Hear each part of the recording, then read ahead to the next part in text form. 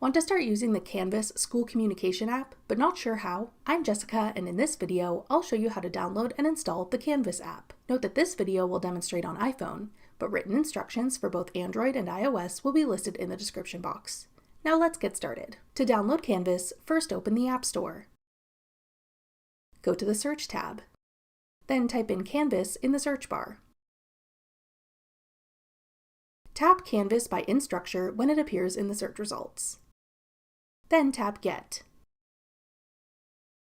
If prompted, use Face ID or enter your password to confirm that you want to download the app. Wait for the installation to complete. Then tap Open to start using the Canvas app. That's all it takes to download Canvas. Want to try out an app to help you study? Check out this tutorial next.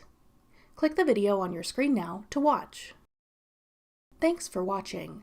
If you found this video helpful, we'd love it if you'd hit the like button below and subscribe to our channel.